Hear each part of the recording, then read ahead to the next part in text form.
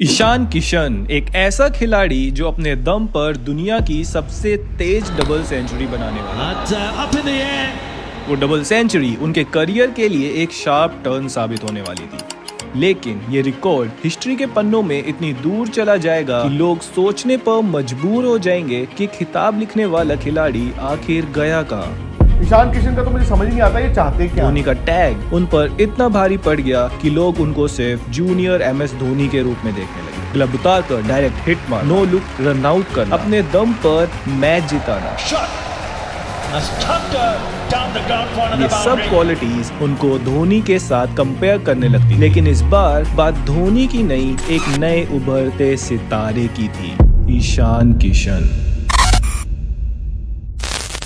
ईशान झारखंड का एक और जैम, जिसने रणजी ट्रॉफी में ओपनिंग करते हुए सिर्फ 10 मैचेस में 760 रन बना दिए। हरभजन सिंह और जसप्रीत बुमराह के अगेंस्ट एक एग्जीबिशन मैच में 42 बॉल्स पे 110 रन मारकर लोगों को वीरेंद्र सहवाग की याद दिला दी। सिर्फ 17 साल की उम्र में इंडिया के अंडर 19 टीम को वर्ल्ड कप फाइनल तक ले जाना, IPL डेब्यू करते हुए ही अपनी धमाकेदार परफॉर्मेंस से मुंबई इंडियंस को टाइटल जिताना। ईशान हर जगह अपनी छाप छोड़ रहे थे। यंग एज में ही वो टीम को लीड करते हुए प्रेशर सिचुएशन में काम और कंपोज रहने लगे। उनके गेम में धोनी से सिमिलैरिटीज की वजह से लोग उन्हें जूनियर धोनी कहने लगे। ईशान ने अपनी T20 डेब्यू में हाफ सेंचुरी और ODI डेब्यू में भी हाफ सेंचुरी मार के अपनी बैटिंग कैपेबिलिटीज भी प्रूव की। झारखंड के इस यंग विकेट कीपर बैट्समैन को बैटिंग ऑर्डर में प्रमोट किया गया और उन्होंने हर बार अपनी वर्थ साबित की। लेकिन इतनी अच्छी परफॉर्मेंस के बाद भी ईशान को ज्यादातर बेंच पर बिठा दिया जाता। इसके बावजूद उन्होंने कभी कंप्लेन नहीं हो सकता है मुझे और काम करने की जरूरत है अभी अपने ऊपर। जब सेलेक्टर्स को लगेगा कि मैं उस जगह को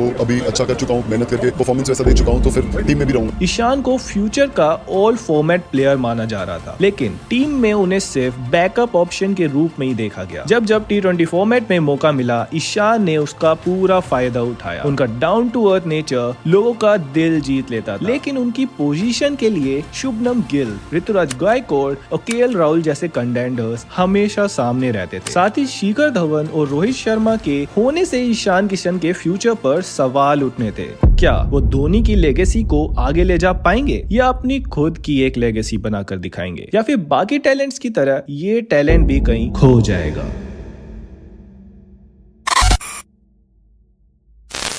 रोहित शर्मा के चोटिल होने के बाद एक बार फिर ईशान किशन को बैकअप के रूप में इस्तेमाल किया गया, लेकिन ईशान जैसे कुछ अलग करने के लिए तैयार बैठे थे। जब मौका मिला, उन्होंने सबको चौंकाते हुए छक्के चौकों की बारिश कर दी और क्रिकेट हिस्ट्री के सबसे तेज डबल सेंचुरी बनाने वाले खिलाड़ी बन गए। ये सिर्फ पावर हिटिंग नहीं थी, बल्कि उन्होंने अपनी मैच्योरिटी भी दिखाई। टीम इंडिया जो बांग्लादेश के अगेंस्ट पहले 2 मैच हार चुकी थी, वो तीसरे मैच में ईशान ने बांग्लादेश को धूल चटा दी। एक रिप्लेसमेंट प्लेयर के रूप में यूज किया जा रहा ईशान ने 126 बॉल में 210 रन ठोक दिए।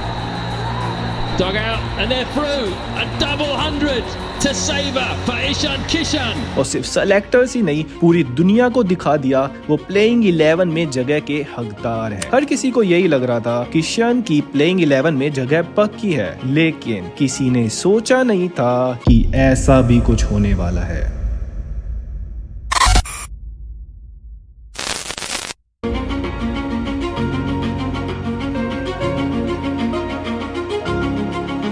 ये साल दुनिया भर के क्रिकेट फैंस के लिए बहुत ही खास होने वाला था, क्योंकि ODI वर्ल्ड कप का इंतजार पूरे देश को था। ईशान किशन के लिए ये टूर्नामेंट अपने आप को साबित करने का एक गोल्डन मौका था। फियरलेस बैटिंग और डबल सेंचुरीज के बाद हर किसी के जुबान पर एक ही नाम था, ईशान किशन। लोग बेसब्री से वर्ल्ड कप में उनकी बैटिंग देखने के लिए इंतजार कर रहे थे। इस साल की पहली ODI सीरीज श्रीलंका के साथ होने वाली थी, लेकिन शुभमन गिल के वापस आने से ईशान किशन को प्लेइंग 11 से बाहर कर दिया गया, उन्हें बेंच पर बिठा दिया गया। ये खबर सुनकर सबको झटका लगा। सवाल ये था, अपने पोटेंशियल को प्रूव करने के लिए कोई और क्या कर सकता है। ये डिसीजन सिर्फ फैंस के लिए नहीं, बल्कि ईशान के लिए भी काफी डिसअपॉइंटिंग रहा होगा। सबको ये डर था कि कहीं सेल्फ डाउट का प्रेशर उनकी परफॉर्मेंस पर असर न डाल दे। की गाड़ी दुर्घटनाग्रस्त हो गई है, ये बड़ी खबर इस वक्त आ रही है। 30 दिसंबर 2022 को ऋषभ पंत का एक्सीडेंट हो गया। वो भले ही इस हादसे से बच गए थे, लेकिन उनका दोबारा क्रिकेट खेलने का सपना मुश्किल लग रहा था। इस वजह से सबको ये उम्मीद थी कि वर्ल्ड कप को ध्यान में रखते हुए ईशान किशन को टीम का हिस्सा बनाया जाएगा, लेकिन जो होने वाला था वो किसी ने सोचा भी नहीं था। केएल राहुल के पर्सनल रीजंस के कारण टीम से बाहर होने के बाद ईशान किशन को टीम में वापस जगह तो मिल गई, लेकिन इस बार उन्हें ओपनर्स नहीं बल्कि मिडल ऑर्डर बैट्समैन के रूप में खिलाया गया। सेलेक्टर्स रोहित शर्मा और शुभमन गिल की ओपनिंग जोड़ी को तोड़ना नहीं चाहते थे, लेकिन इस एक्सपेरिमेंट का असर ईशान की परफॉर्मेंस पर नजर आने लगा। वो अपने बेस्ट फॉर्म में भी नहीं दिख रहे थे, जिसकी वजह से उन्हें लोग ट्रोल करने लगे। कुछ लोग तो उनके क्रिकेट फ्यूचर की भी प्रेडिक्शन करने लगे और ऐसा लगने लगा था कि ये प्रेडिक्शन सच होने वाली है। फिर आया आईपीएल का सीजन, जिसमें ईशान किशन ने अपनी क्रिटिक्स को खामोश कर दिया। उन्होंने रोहित शर्मा से भी बेहतर परफॉर्म किया और टीम के लिए क्रूशियल नॉक्स खेली। लेकिन शुभमन गिल का आईपीएल सीजन इतना जबरदस्त था कि वो आईपीएल किंग बनकर बाहर आए और उन्होंने अपनी जगह टीम इंडिया में पक्की कर। ईशान के इतना अच्छा परफॉर्म करने के बावजूद उनकी टीम में वापसी मुश्किल होती जा रही थी।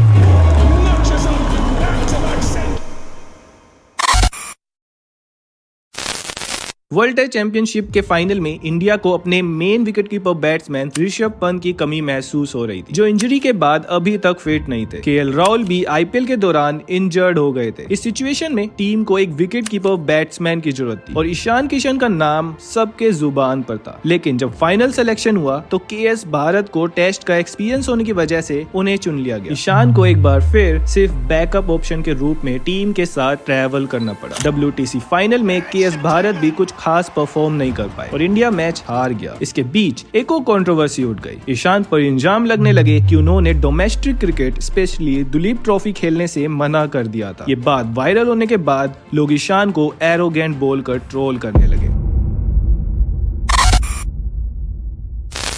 वर्ल्ड कप नजदीक था और सेलेक्टर्स के सामने एक बड़ा सवाल था। ऋषभ पंत की वापसी मुश्किल थी और केएल राहुल भी अनअवेलेबल थे। केएस भारत की परफॉर्मेंस भी डिसअपॉइंटिंग रही, इसलिए मजबूरी में ईशान किशन को टेस्ट डेब्यू का मौका दिया गया। ईशान ने अपने डेब्यू मैच में ही हाफ सेंचुरी जड़ दी, अपनी काबिलियत एक बार फिर से साबित कर। इस परफॉर्मेंस के बदले उन्हें ओडीआई सीरीज में भी खिलाया गया और वो ओपनिंग बैट्समैन के रूप में आए, जहाँ किसी भी बैट्समैन का स्ट्राइक रेट 80 तक नहीं था। वह ईशान ने जबरदस्त बैटिंग करते हुए हाफ सेंचुरी लगा दी और इंडिया को जीत दिलाई। सेकंड ओडीआई में जब किसी भी बैट्समैन से रन नहीं बन रहे थे, ईशान ने एक और हाफ सेंचुरी जड़ी, लेकिन दूसरे बैट्समैन के फ्लॉप होने की वजह से इंडिया वो मैच हार गया। थर्ड ओडीआई में ईशान किशन ने 8 चौके और 3 छक्के की मदद से 77 रन की शानदार इनिंग खेली। इंडिया ने सीरीज जीता और Ishan man of the series बन गए। लेकिन इसके बावजूद ईशान किशन के लिए कोई बैकिंग नहीं थी। कुछ लोगों ने डिमांड किया कि ईशान को टीम से ड्रॉप करके यशस्वी जायसवाल को मौका दिया जाए। लगातार T20 में मिल रही हार के बाद ईशान को फिर से टीम से बाहर कर दिया गया। वर्ल्ड कप से पहले शुभमन गिल को डेंगू हो गया, जिसके कारण उनकी रिकवरी में वक्त लग रहा था। इस वजह से ईशान किशन को ओपनिंग मैच में मौका दिया गया, लेकिन कॉन्फिडेंस की कमी के कारण वो अच्छा परफॉर्मेंस नहीं कर पाए। गिल के फिट होते ही ईशान को फिर से बेंच पर बैठा दिया गया। वो वाटर बॉय के रूप में तो दिख रहे थे, लेकिन प्लेइंग 11 में जगह नहीं मिली। फाइनल मैच में इंडिया हार गई और फैंस भी दुखी होकर क्रिकेट से ब्रेक लेने लगे। ईशान जो बार बार टीम के साथ ट्रैवल कर रहे थे, वो भी ब्रेक लेना चाहते थे, लेकिन बीसीसीआई ने उनकी लीव रिक्वेस्ट मना कर दी और उन्हें मजबूरन T20 सीरीज खेलनी पड़ी। फिर भी ईशान ने अपना 100% दिया और 2 मैच में लगातार हाफ सेंचुरी मारकर अपने होने का सबूत दिया। फोर्थ और 5th T20 मैच में उन्हें रेस्ट मिला, लेकिन बैकअप ऑप्शन के रूप में वो अभी भी टीम के साथ बने रहे।